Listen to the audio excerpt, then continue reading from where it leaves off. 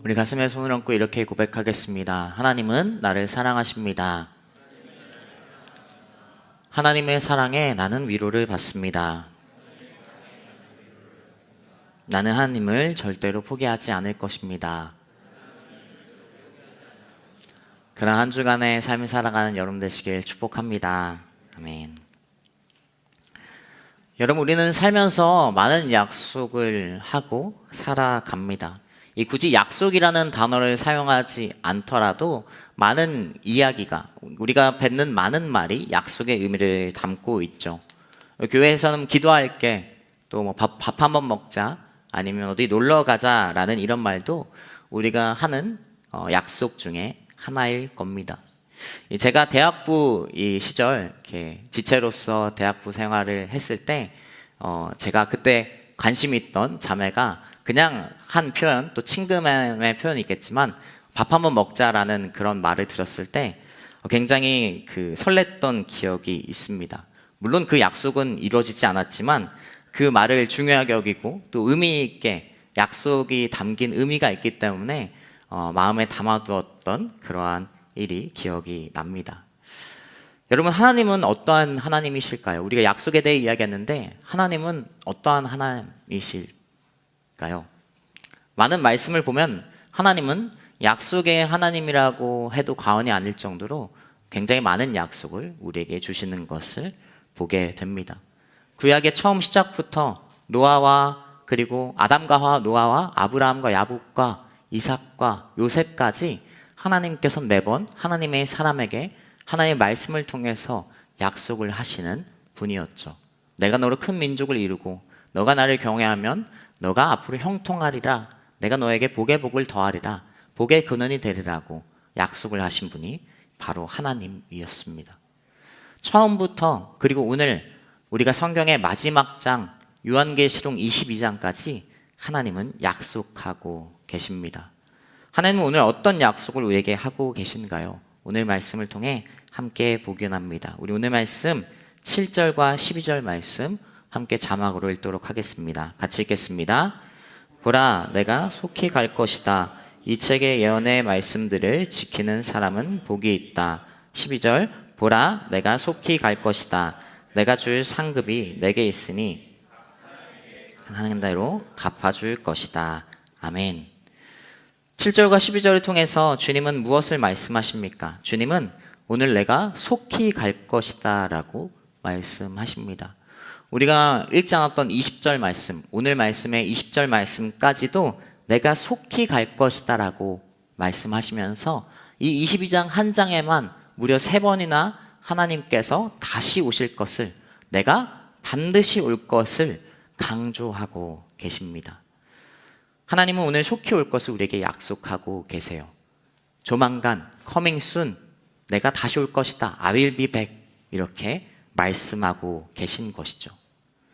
그 하나님의 약속은 그냥 우리가 친근함에 그냥 어떻게 보면 의미 없이 하는 밥 먹자라는 그런 말의 약속이 아닌, 공수표의 약속이 아닌 하나님의 약속은 반드시 이루어지는 것을 말씀하신다라는 것이죠. 하나님의 약속은 여러분 반드시 지킵니다. 반드시 하나님께서 이루신다라는 것을 우리는 먼저 깨달을 수 있죠. 우리는 약속을 지키지 않는 사람을 별로 좋아하지 않습니다. 지키지 못할 약속을 할 바에 차라리 그 약속을 말하지 않는 것이 나은 것이죠. 그러나 하나님께서는 민수기 23장 19절 말씀을 통해서도 이렇게 말씀하십니다. 함께 읽겠습니다. 하나님은 사람이 아니시니 변덕스럽지 않으시고 사람의 아들이 아니시니 마음을 바꾸지 않으시니라. 그분이 말씀만 하시고 약속만 하시고 이루지 않으시겠는가. 아멘. 하나님은 그냥 의미 없이 말씀하지 않으세요. 반드시 그 약속을 지키십니다. 여러분, 하나님은 반드시 속히 오실 것입니다. 계시록의 말씀이 예언의 말씀의 특징을 더욱더 가지는 것처럼 사도 요한이 오늘 이 1장부터 22장까지 계속 보는 이 환상의 사건들은 반드시 일어날 일인 것을 하나님께서 약속하고 계시다라는 것이죠. 그 약속을 믿고 살아가는 여러분 되시길 축복합니다. 우리 옆 사람이 이렇게 축복하겠습니다. 반드시 약속을 이루십니다. 반드시 약속을 이루십니다. 아멘. 그런데 여러분, 약속은 물론 약속 자체도 중요하지만 약속이 의미하는 것들, 그리고 약속의 내용이 무엇인지도 굉장히 중요한 것을 우리는 바라보게 됩니다. 하나님께서 약속하셨어. 다시 오실 거야. 알겠어. 그러면 그 약속을 왜 하셨을까? 오늘 말씀은 기록하고 있다라는 것이죠.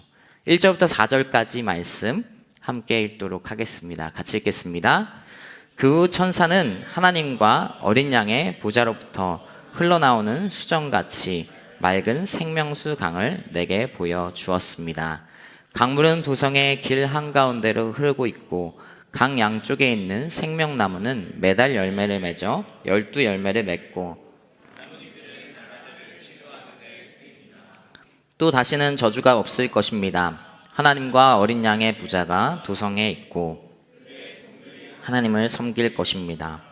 그들은 하나님의 얼굴을 볼 것이며 그들의 이마에 하나님의 이름이 있을 것입니다. 아멘. 이 말씀은 22장 1절부터 4절까지 말씀은 지난주 우리가 보았던 새하늘과 새 땅처럼 우리가 맞이하게 될 하나님의 나라, 다시 오셔서 우리가 마침내 이루게 될 하나님의 나라에 대한 말씀이 계속해서 선포되고 있습니다. 완전한 하나님의 나라가 임하는 것이죠. 생명수의 근원, 어린 양의 보좌 예수 그리스도로부터 그 생수의 근원이 흘러나와서 우리가 목마름을 가지고 주님 앞에 나아갈 때 하나님께서 그 목마름을 채워주시고 그 목마름에 더 이상 갈증이 느껴지지 않는 하나님의 놀라운 생명의 생수가 우리에게 주어진다라고 이 말씀은 기록하고 있습니다. 그리고 2절에서 생명나무가 등장합니다. 우린 창세기 말씀을 통해서 이 처음 아담과 하와가 있던 에덴 동산에 어떤 나무가 있었던 것을 기억하고 있죠. 선악나무, 그리고 그때 당시 생명나무도 있었습니다. 그런데 그 에덴과 다른 오늘 하나님의 나라가 최종적으로 임할 때는 선악과는 더 이상 존재하지 않아요. 생명나무만 그 에덴에 하나님의 나라에 우리가 맞이할 새 나라에 있는 것을 보게 되죠. 더 이상 죄 가운데 빠지는 그런 염려가 없는, 죄가 더 이상 존재하지 않는 생명나무, 생명만 존재하는 것인 것을 보게 됩니다. 그리고 3절과 4절에도 4절 말씀을 보면 우리가 하나님의 얼굴을 보게 될 거라고 말씀은 증거합니다. 이 약속도 매우 특별한 약속이죠.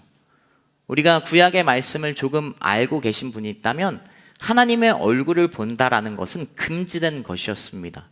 출애굽기 30장 20절 말씀, 모세가 하나님 앞에 대면했을 때, 하나님을 대면하길 원할 때 하나님께서 이렇게 말씀하십니다. 제가 읽겠습니다. 그분께서 이어 말씀하셨습니다. 그러나 내가 내 얼굴은 보지 못한다. 나를 보고 살아남은 사람이 없다. 라고 하나님께서 모세에게 말씀하셨죠. 그러나 우리가 맞이하게 하나님의 약속된 새 하나님의 나라는 우리가 하나님의 얼굴을 볼 수 있다라는 거예요. 물론 얼굴 형상이 우리처럼 생기진 않았겠지만 이 의미는 하나님과 대면한다라는 뜻이죠. 하나님의 나라의 모든 하나님의 자녀가 하나님을 보게 된다라는 것을 말씀은 기록하고 있다라는 거예요. 그 나라는 더 이상 금지된 것이었고 막을 것이었고 하나님 앞에 대면할 정도로 하나님의 친밀함의 관계가 있는, 물론 오늘날 우리도 이 땅에서 하나님을 만나고 또 하나님의 은혜를 경험하지만 지금보다 더 완전한 하나님의 나라 가운데 하나님과 친밀한 관계가 형성이 된다라는 것을 말씀은 기록한다라는 거예요. 결국 이 약속들이 의미하는 것, 이 1절부터 4절까지 약속들은 무엇을 이야기하고 무엇을 의미하고 있습니까?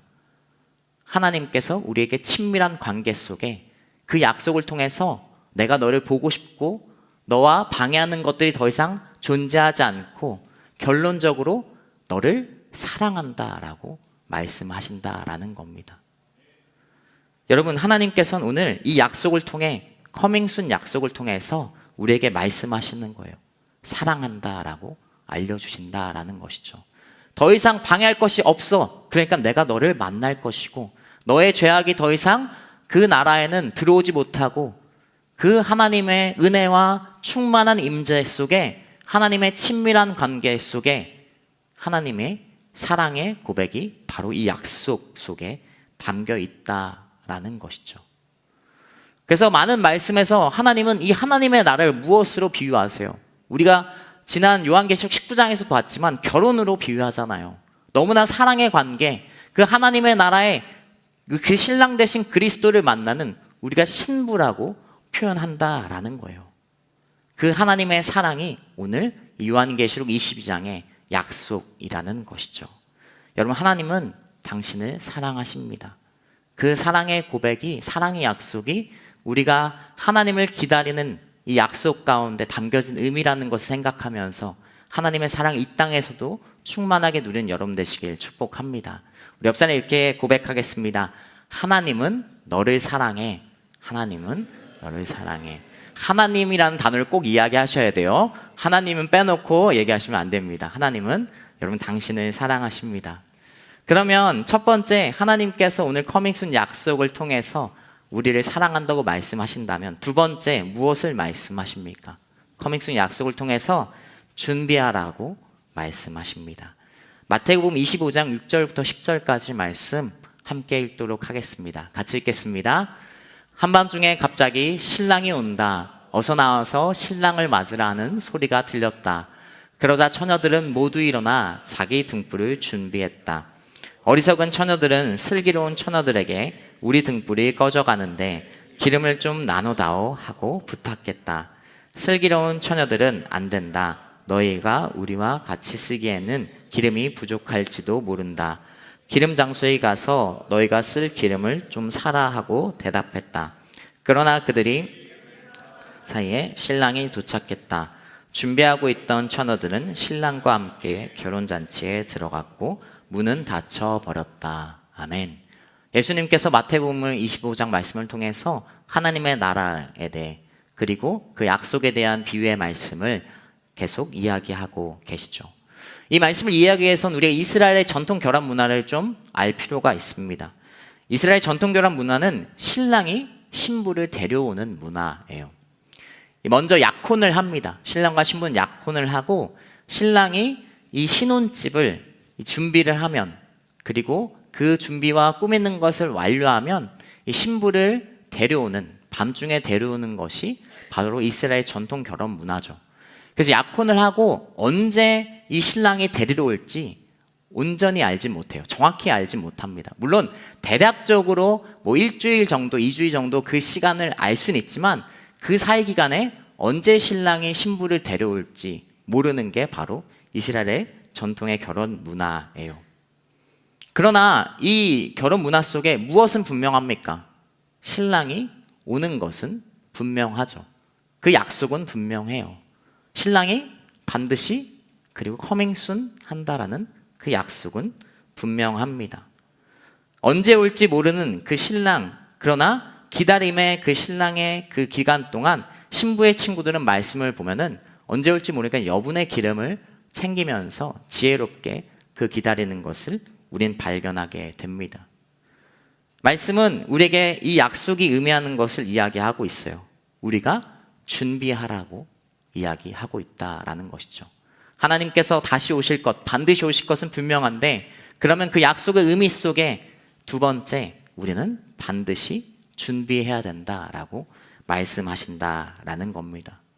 그럼 우리는 어떻게 준비해야 되는가? 신부의 그 친구들처럼, 이 다섯 처녀처럼 어떤 것이 지혜롭게 준비하는 것일까? 이 계시록 3장 5절과 그리고 오늘 우리가 읽었던 22장 14절 말씀 두 구절을 함께 읽도록 하겠습니다. 같이 읽겠습니다. 이기는 사람은 그들처럼 흰옷을 입을 것이다. 나는 결코 그의 이름을 생명책에서 지워버리지 않을 것이며 내 아버지 앞과 그의 천사들 앞에서 그의 이름을 시인할 것이다. 생명나무를 취할 권리를 가지며 도성으로 들어가려고 자기의 옷을 빠는 사람들은 복이 있다. 아멘. 자, 결혼식의 비유의 말씀을 통해서 우리는 계시록 19장 말씀을 통해서도 신부로서 우리가 준비해야 된다는 것을 보았고, 우리가 방금 읽었던 3장과 또 22장 말씀을 통해서 우리가 하나님의 이기는 자녀들이 흰옷을 입는 것을 우리 말씀을 통해 보았습니다. 방금 14절 말씀은 그 흰옷이 어떻게 해야 된다, 자기의 옷을 어떻게 해야 된다라고 말씀을 기록하고 있어요. 빠는 사람들이 복이 있다라고 말씀은 기록하고 있습니다. 여러분, 이기는 하나님의 자녀, 우리는, 하나님의 자녀는 순결함을 가지고 흰옷을 입은 사람들이에요. 그 흰옷, 19장 말씀을 기억하면 주님께서 흰옷을 입혀주신다라고 그때 우리가 함께 말씀을 보았죠. 그리고 그것에 합당하게 우린 거룩하게 살아가야 된다라고 우린 함께 보았습니다. 그러나 흰옷을 입고 그리고 신부의 드레스를 입고 우리가 합당하지 않게, 어울리지 않게 행동한다면 그것은 분명 이상하게 보일 거예요. 우리가 흰옷을 입고 그리고 드레스를 입고 마치 국물이 튀는 음식을 우리가 사진처럼 그냥 먹는다면, AI 사진이에요, 여러분. AI 사진이에요. 이렇게 그냥 드레스를 입고 마치 국물이 튀길 것 같은 그런 짬뽕과 같은 음식을 먹는다면 굉장히 이상하게 보일 겁니다. 신부 입은, 우리가 드레스 입은 우리가 어떻게 살아가야 된다는 것을 분명 말씀은 기록하죠. 거룩하게 살아가야 된다는 것을 말씀은 기록한다라는 거예요. 저는 흰옷을 좋아하거든요. 제가 피부톤이 까맣기 때문에, 그리고 흰옷이 대부분 이쁘더라고요. 근데 흰옷의 치명적인 단점은 우리가 사진을 통해 봤지만 꼭 튈 염려가 있다라는 것이죠. 아무리 조심한다 해도 뭐가 묻습니다. 이것처럼 우리가 오늘날 흰옷을 입은 주님의 자녀로 살아가지만 우리가 거룩하게 살아가지 못할 때가 분명 존재한다라는 것이죠. 그럼 그 더럽혀진 옷을 우리가 읽었던 14절 말씀처럼 우리는 깨끗하게 빨아야 된다라는 것이죠. 어떻게 준비해야 되는 겁니까? 우리가 죄와 더러움을 빨아야 됩니다. 결국 이것은 우리가 주님을 기다린 약속에서 회개의 삶을 살아야 된다. 나를 돌이켜보고 주님 앞에 회개하며 살아가야 된다는 것을 말씀은 기록한다라는 것이죠. 언제요? 오늘입니다. 언제 오실지 모르는 신랑 앞에 우리가 우리의 죄를 방치하고 그냥 오늘 아무렇지 않게 살아가는 것을 말씀은, 그 약속은 이야기하는 것이 아니라 언제 올지 모르는 신랑 앞에 오늘 너가 준비해라. 너의 죄를 회개하고 주님을 바라보라고 말씀은 기록하고 있다라는 것이죠. 나중에 빨면 되지, 나중에 회개하면 되지, 나중에 내가 하나님을 더 믿으면 되지 라고 생각하는 것은 성립이 되지 않는다라는 거예요. 언제 올지 모르는 그리스도 앞에, 신랑 앞에 그것은 말이 되지 않는 이야기라는 겁니다. 여러분, 마지막 때가 가까운 때입니다. 계시록의 마지막 장의 말씀을 통해서 우리가 계속해서 고백하고 기억해야 되는 것은 마지막 때가 멀지 않았다라는 거예요. 단순히 두려움의 의미로 이해하는 것이 아니라 그 두려움을 넘어 준비해야 된다라고 계속해서 계시록 말씀은 이야기하고 있다라는 것이죠. 전쟁이 계속되고 있습니다. 며칠간 전쟁이 더욱더 확장되고 있죠. 그리고 교회에 대한 공격은, 하나님의 질서에 대한 공격은 더욱더 거세지고 있습니다. 아시는 분은 알겠지만 지난 수요일 저희 교회 새벽 예배 가운데 갑자기 해킹의 사건이 발생했습니다. 새벽 예배 가운데 갑자기 북한 인공기와 그리고 북한 국가가 나오는 사태가 있었습니다. 어떤 사람들은, 분열을 조장하는 분들은 내부적인 소행일 가능성이 있다라고 이야기하지만 절대로 불가합니다. 그리고 그날 같은 시각에 다른 교회 역시 동일한 해킹 사건이 있었습니다. 그리고 몇 주 전에도 한 교회 가운데 그러한 해킹의 공격이 있었다라는 것이죠. 교회에 대한 공격이 계속해서 심해질 것이고, 그리고 더욱더 전쟁과 기근과 핍박과 지진은 더욱 많아질 것이 자명합니다. 여러분, 다른 날로 미루지 말고 오늘 그리고 지금 여러분의 삶을 돌이키고 하나님 앞에 회개하며 돌아오는 여러분 되시길 축복합니다. 이건 두려움이 아니라 주님께서 이 약속을 통해서 우리에게 주시는 약속의 의미, 준비하라 라고 말씀하시는 계시록의 말씀이 우리 가운데 깊이 새겨지는 여러분 되시길 축복합니다. 우리 옆 사람 이렇게 축복하겠습니다. 지금 준비하십시오. 그렇게 신랑 되신 예수 그리스도를 준비함으로 맞이하는 우리가 되기를 축복합니다. 우리 마지막으로 20절부터 21절 말씀 함께 읽도록 하겠습니다. 13절도 같이 읽을게요. 13절 말씀 같이 13절부터 읽겠습니다. 나는 알파 오메가요 처음과 마지막이요 시작과 끝이다. 20절 이 모든 것을 증언하시니가 말씀하십니다. 참으로 내가 속히 갈 것이다. 아멘. 주 예수여 오시옵소서. 주 예수의 은혜가 모든 사람들과 함께 있기를 빕니다. 아멘. 여러분 마지막 성경의 말씀은 이렇게 기록하고 있습니다. 주 예수의 은혜가 모든 사람들과 함께 있기를 빕니다.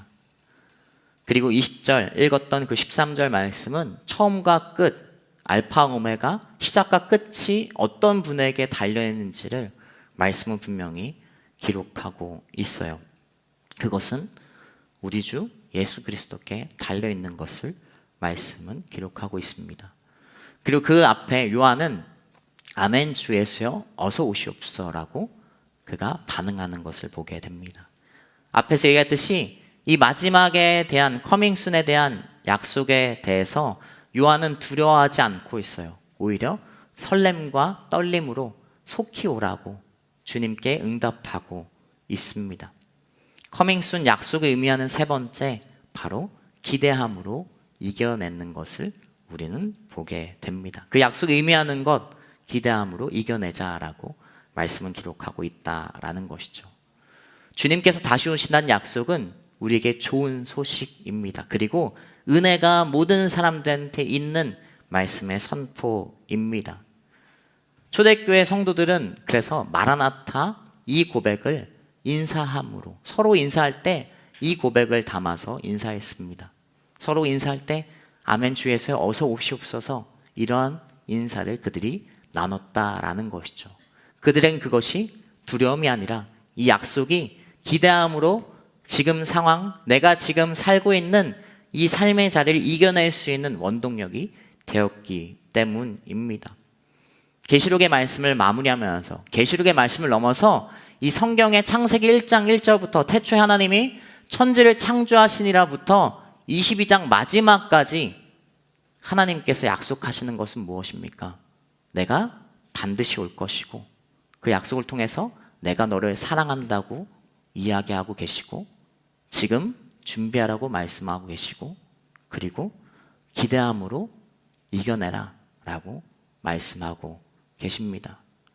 여러분 하나님의 약속은 분명합니다. 사람이 아니시니 변치 않으시고 그리고 약속을 어기지 않으시고 반드시 이루어지는 약속이 우리 가운데 선포되어 있습니다. 더 이상 여러분 패배자처럼 살아가지 마세요. 다음 주면 이제 다른 말씀을 볼 텐데 이 계시록의 말씀이 우리가 6개월간 봤던 말씀을 잊지 말고 마지막 때를 살아가는 여러분이 이 확실한 하나님의 사랑과 그리고 우리를 향한 준비하라는 말씀과 그리고 패배자처럼 살아가지 말고 하나님의 자녀답게 승리자로 그리고 기대함으로 이겨내라는 이 말씀이 다시 한번 오늘 우리 가운데 임하기를 축복합니다. 말씀을 정리하겠습니다. 여러분 하나님의 약속, 그 약속을 붙드십시오. 그 약속의 의미를 붙드십시오. 그냥 다시 오실 것이다 그것만을 기억하는 게 아니라 그 약속이 무엇을 의미하는지 그 약속의 의미를 담고 우리가 살아가야 된다라는 거예요. 그 약속만 그것만 보면 두려울 수 있겠죠. 그것만 보면 그냥 이 삶이 무의미해 보이겠죠. 그러나 그 약속의 의미를 생각하면 내가 오늘 어떻게 살아가야 되는지 그 마지막 때를 향해 어떻게 살아가야 되는지 우리는 분명 알게 되고 그리고 도전하면서 살아갑니다. 그리스도인으로 그냥 멈춰있지 말고 하나님의 백성으로 여러분 살아가고 또 승리하고 사랑할 수 있는 여러분 되시길 축복합니다. 말씀을 읽어가면서 함께 자리 나서 찬양하고 기도하도록 하겠습니다.